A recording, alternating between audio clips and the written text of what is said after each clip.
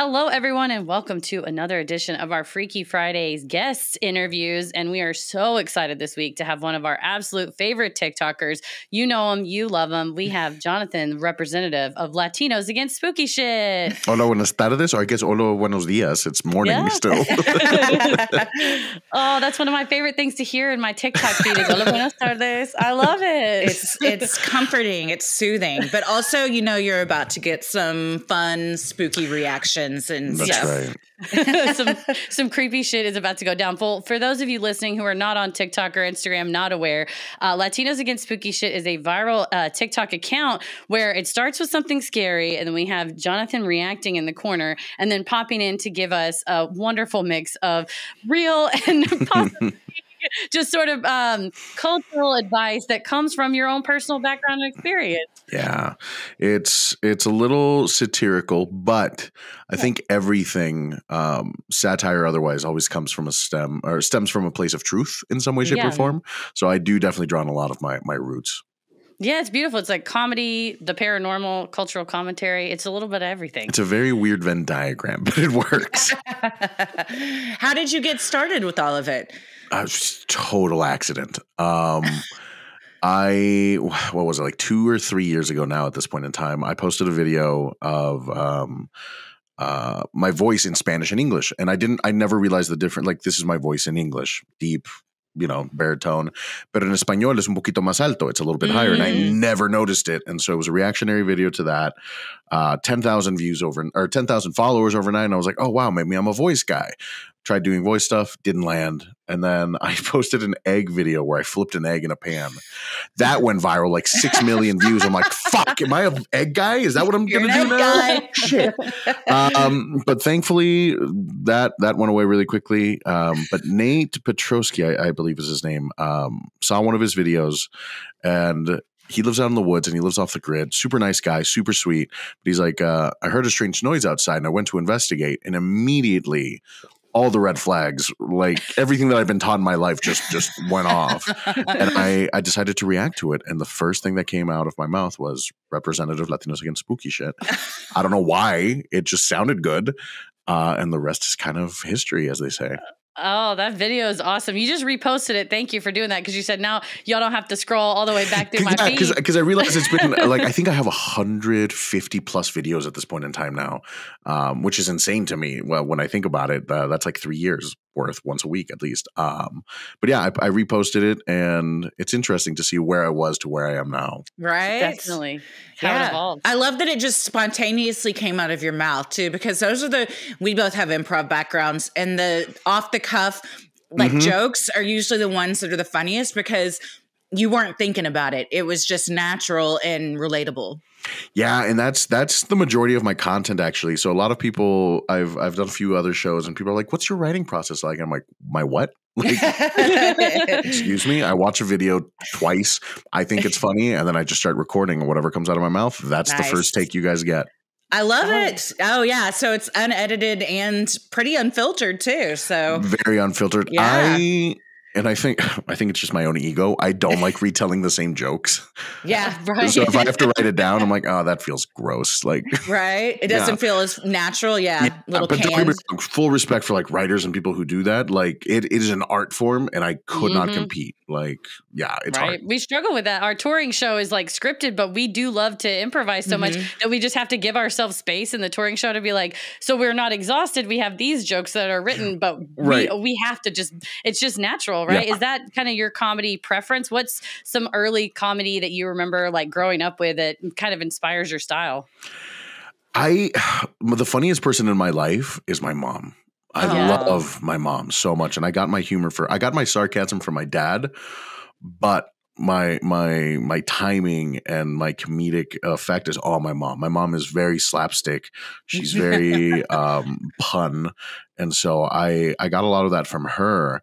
And then as far as growing up, I mean, I grew up, which is going to sound weird, Richard Pryor, I grew up with Eddie Murphy. I grew up watching, of course, George Lopez, so many of these different people and different styles. And the one thing that I grew up with the most out of anything, though, that I think inspired improv, whose line is it anyway? Oh, yeah. Oh, yeah. So whose line was elite to me. And I was like, God, these people just coming up with that off the cuff was great. And growing up in school, like I was the class clown. I was the funny guy. And so, you know, it's a skill set that I've honed over 30 years. You were born for this is what you're saying. I like to think so. Yeah, for sure. You found that niche. Absolutely. And so when you posted that first video, now you have over 1 million followers across TikTok and Instagram and, you know, all these millions of views, and you get tons of comments on everything. Yeah. How has kind of the reaction been? Because I noticed you even made a video recently, a couple weeks ago, about responding to a comment of, because your stuff is in Spanish and English, which I think we're both very comfortable with because we live in Texas and it's a Dallas, you know, it's very normal. Everything's bilingual. We know the different words for everything because it's on top is in English, bottoms is Spanish, or depending on what neighborhood you're in, it's flipped. So, which is fair. But see, you know, so it didn't dawn on me like, oh, this isn't correct. I was like, oh, how pleasant. This is how I'm I'm used to hearing people talk. But I noticed in the comments after you posted that video, so many people, not just from the Latino community, but from various other cultures going, this is actually how I think and speak. This is how my brain works. It's so pleasant to hear you speak like that. I feel like and you say in your video, you belong. How important has it been for you to see kind of that reaction and then reminding other folks like you belong? The whole principle of my TikTok, at first it was, I want to be funny and I want an outlet. And then it quickly evolved to, okay, I now have a platform. What can I do with it? That means more than just me. And that was the first thing that I really had to sit and think about. And for me, it was connecting to our roots. And I think that's such an important thing that a lot of us, whether you're Latino, Latine, Latinx, whatever you want to identify as, or whether some people who don't have that heritage grew up in that type of neighborhood, that's still important as well. Like folks who grew up in you know, Texas. Yeah, sure, you might come from a predominantly Anglo-Saxon background, but you grew up in that culture one way or another. And I think it's important to us to really recognize that. And so many times I grew up with kids who, like, unfortunately didn't know Spanish because their parents didn't teach them, and watching them be treated as lesser than by even their own family because of that when it was outside of their control, even though they look as Hispanic, as Mexican, as Latino, as anybody else. I was like, no, that's not right. You can't just try to hide somebody's identity and cultural background because they don't speak the language. So I think that video really stemmed from that. Because me, myself, born in Mexico, but I left when I was like 4 years old. So I live in this very interesting limbo of, like I said in that video, too Mexican for Americans, but I'm too American for most Mexicans. And trying to find that fine line has always been interesting, and having to become comfortable with myself and knowing, so okay, I am Mexican. I'm not Mexican American because I wasn't born in America. I am Mexican. And there's no way around that. And I'm sorry to anybody that's upset by it, but, like, you know, it is what it is. And so letting other people know that, hey, you're not struggling with this by yourself. It is something that I believe the majority of us have gone through. And just at least knowing that they're seen is important. Oh, I love that. And I love hearing that once you discovered you had a platform, your first thought was, how can I make this for everybody and not just me? Like, how can I do it for good? Because Heather and I have really, over the years, as our platform has grown, have thought the same thing. Like, there's a million true crime podcasts. Like, what sets us apart? And it's, you know, we always want to have a call to action at the end if we can. Yeah. But true, yeah, that's what we like to do, is figuring out, like, what can we do, like you said, where it's not just like, it's the Heather and Christy show and it's all about our ego. It's more like, thank you for coming. We do have egos. That's why we're performers, right? That's why any of us are performers. We're like, slut for attention, okay? Yeah, straight up. Because we're like, watch me. And then when people are watching you, there is a responsibility to go, okay, well, I have your attention. I need your help with something. And for you, I like that concept of, I think it was someone in your comments of, like, I'm more. Like you said, you're not enough. You're not Mexican enough for your Mexican community, or not American enough. But it's like, that's not true. You are more than just or just. You are so much more. Yeah. And I love that comment and it's not just you interacting with your fans, but it's like a community. Because someone said, oh, I'm from India and I speak Hindi. And someone's like, oh my gosh, my family. And and there's all these comment trees of people belonging. Yeah, it's multicultural, because language, I mean, obviously, you know, depending on the region and the area you're from, but the experience of being made felt lesser because you don't have, deep ties to your root, can be experienced across all the cultures. And so it was very refreshing, and it was very heartwarming, I'll even say, to see so many people, like you said, from different backgrounds, creeds, ethnicities, and being like, oh shit, this really connects with me. And thank you for that, So yeah. It's an interesting little soapbox to get on, but I'm more than happy to do it. We one of the things I think we're proudest of is the community that has sprung up around our show, and even without us, that exist without our help, but connections that have been made from listeners. And with our Freaky Friday stories, so many times we get messages that are like, oh, I just heard Jonathan's story and it reminded me that I went through the same thing. And so people are connecting, and they'll even like go on Reddit and try and connect with each other. And it is very heartwarming to know that what started off as just something fun that we all like to do, we've been blessed enough to like have it evolve into something bigger than us that can help others. 100%. And community was the key word, I think, there, because it's so easy to be a one-hit wonder. And it's like, oh, I made a funny video and people liked it, and then you fade into obscurity for the rest of forever. You get that one viral hit, and then it's done. You flip your egg and you're done. Imagine, God, what a big disappointment that would have been. But like, no, there's people that like I follow. Or used to follow that I'm like, okay, they've got one or two good videos. I'm excited to see what they do. And then they don't do anything else with it because they kind of just try to repeat that formula. And don't get me wrong, formulas work, but to an extent. And then it's sad to see that, because it's like, God, I'm curious as to what else they could have done, how much bigger it could have gotten beyond just themselves. And so it's weird to be here in this spot with, like you said, like 1 million followers across platforms. That's incredible. It's wild to me. And I try to do good by them, good by the community all the time. Well, that's why we wanted you on the show for sure. Because it's like, it was not just a funny viral video that you swipe past. It was, you're bringing in the satire, you're bringing the culture. And then that comment section, I was like, oh, I felt it was something special. Christy felt it was something special. And then to see like, oh yes, all your viewers are here, not just because we all love spooky shit, which we were about to get to. We know that's like the unifier amongst all of us, is we know we love spooky shit. But to see you being able to like it's Latinos Against Spooky Shit es para todos.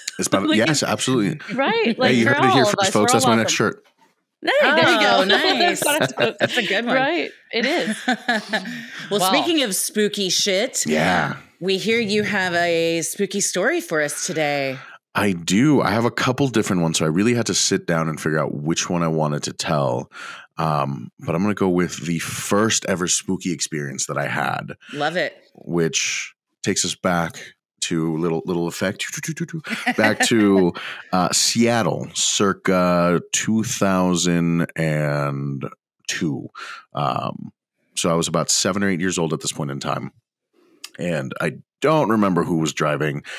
In as you guys know, Latino Mexican families, they're related to me some fucking how, I don't know. So they're driving, my aunt's in the front with them, and in the back seat, and we're in a truck, mind you. So in the back seat, it's me and this person's daughter. And of course we've got the back bench lifted up, and we're just playing on the floor because circa 2000. And we're just playing. And in Seattle, if you've never been, there's certain areas that have got the railroad tracks. And so bumper to bumper traffic, railroad tracks are coming up. Me and this girl are playing, and then all of a sudden we get to the railroad tracks, and the guardrails come down, signifying that a train's coming. We're stuck on the tracks. We look down the track, and sure enough, train barreling down our way. And what I can only assume would be moments before impact, me and this girl snap out of it, and we're back about 50 feet away from the railroad tracks. So she and I are panicking. We're freaking out. We're screaming. And we're telling my aunt and her mom, like, don't go on the railroad tracks. We're going to get stuck. And they're like, what are you talking about? We're not even close to the railroad track. We're like, don't get on the railroad tracks. We're going to get stuck. And we make enough of a fuss because according to them, we went from just like giggling, laughing, and playing to just crying and bawling our eyes out. Oh. So 0 to 100 really quick. Right before we get to the railroad tracks, they pull off. And sure enough, guardrails come down. Nobody got stuck on the tracks. Rails come down. Train comes barreling through a couple minutes later, or a couple seconds later, really. So apparently there had been a malfunction in the system, because the railroad tracks are supposed to let you know like 3 miles ahead of time when a train's coming around the corner. Oh. This one failed to notify until it was like right at it. And we don't know how we had this premonition. We don't know if it was a premonition. It was very Final Destination-ish. Yeah. But that was the first spooky experience that I can remember having. Did you talk about it with the girl? Like y'all agreed and discussed it amongst yourselves? No, it was literally, we both started panicking about the train. According to my aunt and her mom, like we were just giggling, playing. I can't remember if we had toys or whatever. And then all of a sudden, we both just started crying about the train, like in unison. Yeah. There was no prior, hey, did you see that? No, I mean, we're 8. We're going to, Right. it's all reactionary. And so we just both started screaming about the train. And that's the only reason they listened to us, was because we both just 0 to 100 so quickly that they're like, what the fuck is going on? Yeah. Wow. I mean, seriously, because if you're, we cover stuff recently. We've been covering stuff about UFOs and like the aerial school event where it's like 60 students who saw, some So sort of wild, extraterrestrial. yeah. And that wild one. But like the point that psychologist made was like, kids like aren't that great of actors. Like if it's that like gut check, like, oh my God, this thing just happened. Like they're just blurting out the truth. They're not like calculated enough that young to be like, well, we think also y'all weren't gaining anything from, it's not like, oh, turn us around back to the candy store. The train No, we were on our way to a family gathering of some sort, I believe, if I can remember. So like we wanted to go where we were going. So it's not like we were, making a fuss. We were fine. Yeah, no, we weren't good enough actors. Like if I was 14, fine. I'm a little shithead. Sure. Yeah. But so that was the first big scary thing that I can remember happening. But it was so surreal because, I mean, having grown up in Seattle, I've seen trains, my whole life there. And envisioning a train coming at you, barreling at you at that age. It's one of my worst nightmares, honestly. Just yesterday, I was driving over and they started to come down on me. And I was like, this isn't supposed to happen. And they had just gone up. So my husband was in the car. He's like, they're not supposed to come down that fast. But the idea of not being able to get out of the way of something literally barreling towards you the train tracks have always terrified me. I will say, here's what bugs me about that, though. Not in your circumstance specifically, but in general, when people are like, oh, I'm stuck on the train track. Get the fuck out of your car. Yeah. You got to get out. It's not worth it. I don't understand. Like these people that are like, oh, they got stuck in their car. I'm like, was their seatbelt stuck? They're like, no, they just tried to drive away and couldn't. I'm like, I feel like this could have been fixed. No car is worth it. That was a choice. No, abandon your Toyota Corolla. It's not worth it. I mean, if you're truly stuck, I feel you. But always choose life over property anytime if you can. But that did your family? But like, I mean, clearly they stopped the car. But in the retelling of it, were they like believing, or were they kind of like, oh, Jonathan, he's haha? No, no, they saw something. Yeah, it was one of those things where they're like, how did you guys know? And it was like, I don't know how the fuck we know. We're like, we don't know. We just like we saw it. And like, what do you mean you saw it? We're like, 8. Articulation wasn't really. We saw it, and they're like, we have no idea. And of course, having grown up religious, which of course nothing wrong with those that have their own faith, everybody's like, oh, it was a premonition of God, or it was angelic. And I was like, I don't know, dude. All I know was there was a train. I almost shit myself, and we're fine. And I saved my family's life. Yeah, I don't know the details. All I know is we're here, and we're here, and we're back. Has that ever happened again? That type of premonition has never happened again. Other spooky things have happened, which if you guys want to know more, I'm always happy to share. Please. Yeah. I've had weird little instances, but the other one, and this one's hard to describe because it has to do with geographical location. Bear with me. Montana. Going to a friend's house. Now, to get to this friend's house, I had to drive around a lake. Right. So it's about 45 minutes to an hour almost to get over to them. So drive around the lake, get to their house, hang out, blah, blah, blah. It's late at night, so I'm leaving. As you leave their house and get to the end of the street, I can either take a left to go around west of the lake, or I can take a right to go around the east. Only 2 options. But in this instance, I noticed that it's a 4-way intersection. And I'm like, oh, this cuts down the middle.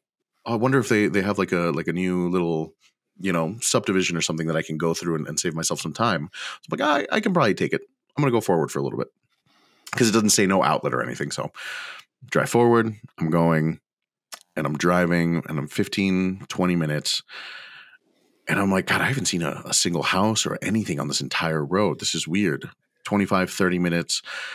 And I'm like, I should have hit highway by now, or I should have hit a turn off at this point in time. I was like, this is all river, or this is all lake. Like I should be in the middle of a lake. This is weird. So I'm driving north at this point. I keep driving. Mind you, I don't have my cell phone because it's dead because I was at a fucking house all night. So I'm driving. And then finally I'm like, okay, I need to find a turn off. In Montana, there's a lot of state parks, and every state park is named. You know, Deer State Park, whatever bullshit state park.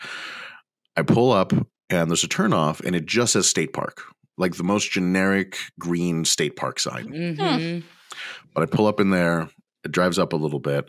Park, you know, at state parks, they've got the little, what do you call them? Bulletin boards. Oh yeah. It's got one of those, absolutely nothing on it, which is unsettling if you've been to state parks before and you're like, these have shit all over them all the time. What you're describing is a version of Silent Hill that hasn't yet been made. I was going to say, it's like this is beta Silent Hill. Yes. Yeah, it's outdoor. And so I park, I get out, and there's I'm up a few feet. So like there's an outlook, an overlook. So I go to look, and where I live, I lived in Kalispell at the time.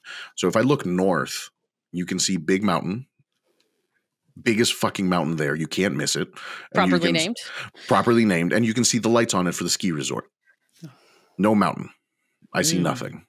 And I'm at this point in time, I don't know if you've ever felt like you're being watched, but that feeling hit me. And that drop in my gut. And I'm like, okay, don't know what's going on. Yeah. So I get back in my car. I drive back down.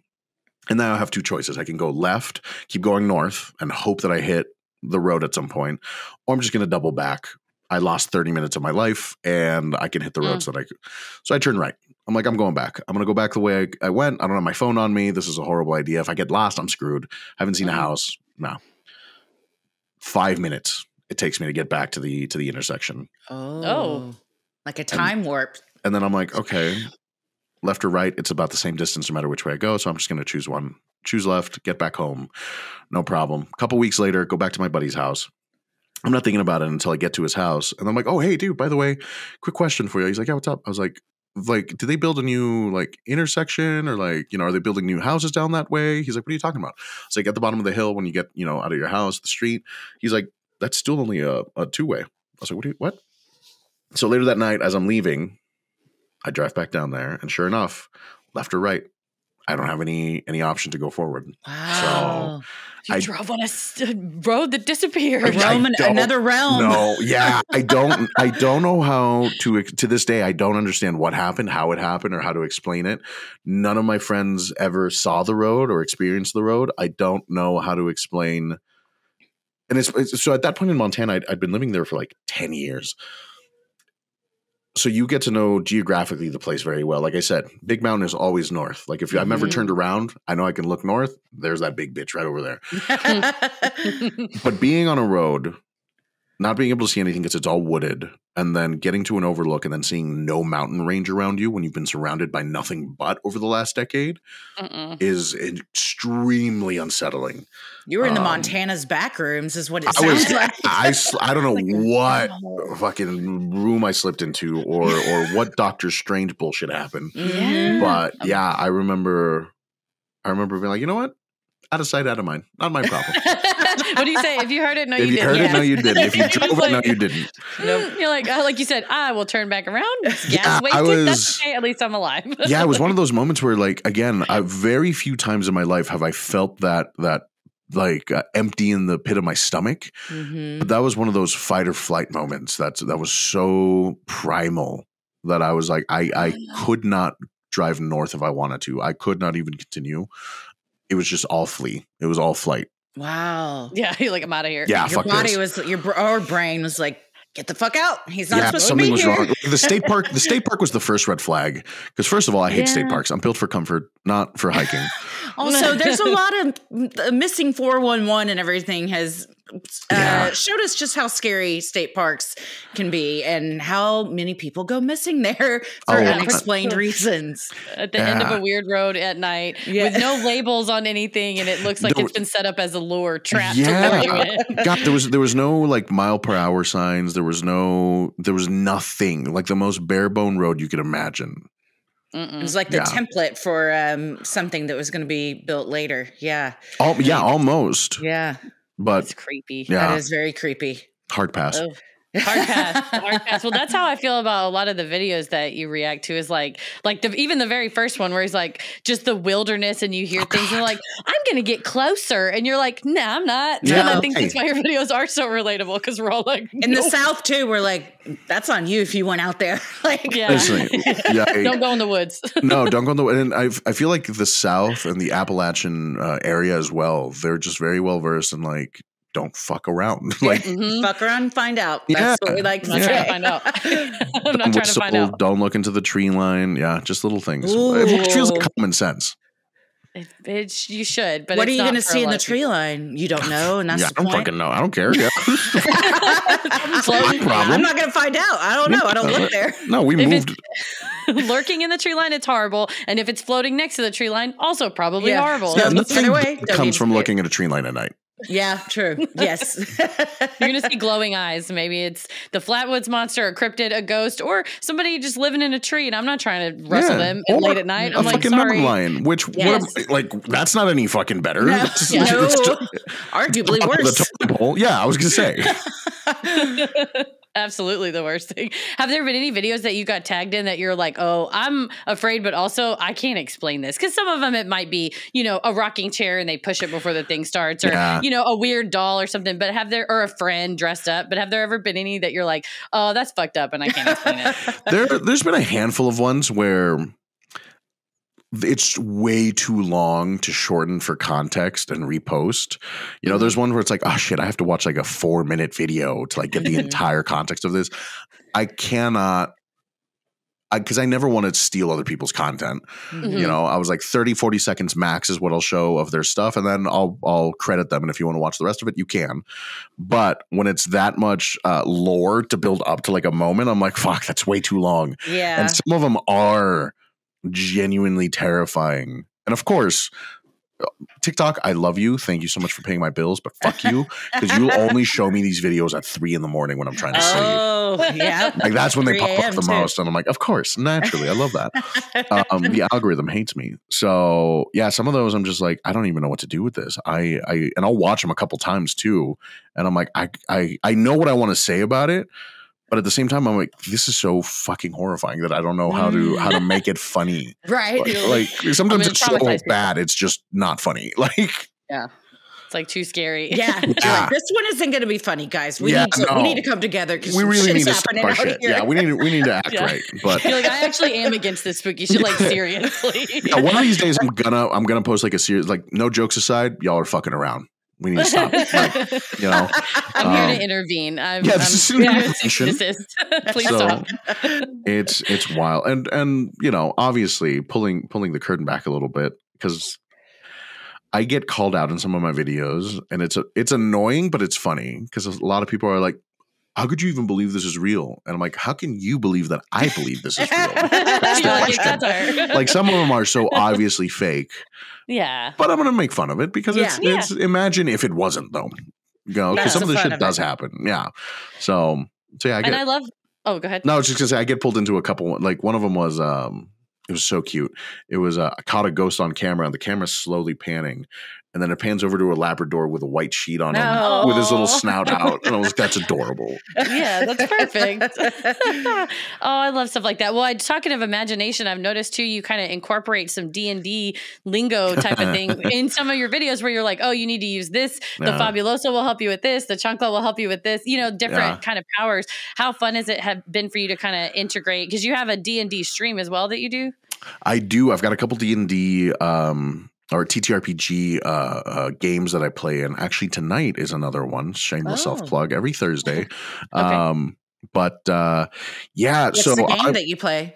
It's a Call of Cthulhu based game. Oh, nice. So it's based in the H.P. Lovecraftian world. Yeah, very cool. using a different system. But yeah, we were playing some teenagers in a carnival that's haunted. Oh, For us, absolutely terrifying. That's why, or like Five Nights at Freddy's and all of that. I'm like, this is, I don't like, carnival shit gets me. Never played Five Nights, but my community has been like, you should. And I'm like, fuck, of course. Yeah, you guys want me to. I've never played it, but I've seen the trailer for the movie and I'm like, what? Of course I'm going to see it because I love scary movies, but it looks genuinely terrifying. Animatronics are horrifying. Like the Chuck E. Cheese doll with his bloodshot eyes. Yes. Horrific. They look like they're just going to come at you at any moment. I think they are. I think that's what they do. Absolutely. And we a horror story that we grew up with, and I'm not sure if this was just local to my the town that I lived in Mexico or what, but part of the reason why I don't like animatronics or dolls was one of those stories that just gets told. But somebody in my family told us a story about why they don't like Smurfs. But long story short, some family bought their daughter a Smurf doll, and the daughter kept complaining like, the Smurf doll's talking to me. They're like, whatever, kids being kids. And one day, daughter goes missing from her room, and they're like, where is she? What's going on? Nobody broke in. And it started smelling bad. And they cut open the Smurf doll and found her inside. That's like, this is like an urban legend of where you're from. I do not know if this is one of those folktale like legend type things, or if this is a true crime story that happened type thing. Whoa. I just remember that this is something that got perpetuated so much in my family. That became a legend in your family, your town. And again, I haven't even bothered Googling it, so get in the comments, figure it out. Don't worry, I've already clocked it in my brain, and as soon as we get off, I will be Googling that. Smurf girl question? Yeah, you want that on your Google history. But yeah, Smurfs is so recent. That's disturbing that it's recent. Exactly. I guess from the 70s. 70s, 80s. Recent enough for it to be an issue.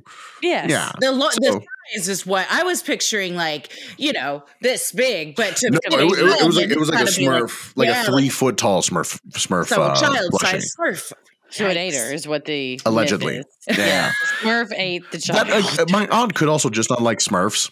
So that's very much an aunt thing to say. I'd be like, Auntie, why don't you like Smurfs? Be like, that Smurf ate that baby. And you're like, what? And you're like, Smurf eat kids. And you're like, what are you saying? I'm 7. She's like, I said what I said. The Smurf ate the kid. Don't play with thinking about it, that sounds like a hate crime to hate the Smurfs for no good reason. It sounds wrong.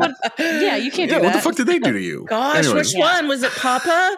Yeah. Was it? I can't remember. What was the girl's name? It wasn't Smurfette. Smurfette. No, it wasn't her for sure. It was one of the other. It was the dopey one. Of course, it was the dopey one. But frames, TTRPGs, and stuff. D&D. Yeah, it's been really fun being able to incorporate my personal hobbies into my content, because I'm a huge gamer.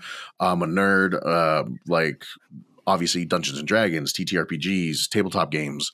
I stream. So any stuff like that, I'm super into. And finally I was like, I want to blend the two. I have to blend the two to be a little bit more true to myself. And being able to do that has been incredible amounts of fun, finding out how, again, that Venn diagram shares that space. So that's I've been able to do that. It's been great. It's awesome. It's the dream a signal. Finding what you love to do and getting paid to do it is honestly the dream. So we're all living that dream. It's so wild. Yeah, it is. Be grateful every day, right? Yeah. Well, what's next for you you got Latinos Against Spooky Shit, you got your streams. Is that just building the empire, bringing more people under the fold to tell them they all belong and it's para todos? I don't know. I'm not a good planner. I like to improvise, as we all know. So I don't know what's next. I always wanted to entertain. That's one of the things I do know for sure from a very young age. If I could get a laugh, then I know that I'm doing good. Now, is that generational trauma saying that, hey, if I can make people happy, that innately makes me a good person? Welcome I don't to know. every comedian's origin story. My soul, hello. Truly. But it feels like an even exchange. It's like I demand attention, but I have to earn it. Here's a laugh. Oh, yeah, and I get my attention. It's equal exchange. Yes. So I've always known I wanted to do that. And years ago, truly 12 years ago, I had tried to start my career by being a streamer. It didn't pan out. It didn't work out for X, Y, and Z reason. Things happened. But in my heart and soul, I always knew, okay, I want to connect with people in this way. And I just don't know how to do it. And so 3 years ago, all this happens and I'm like, shit, okay, I can do it. I do have that option.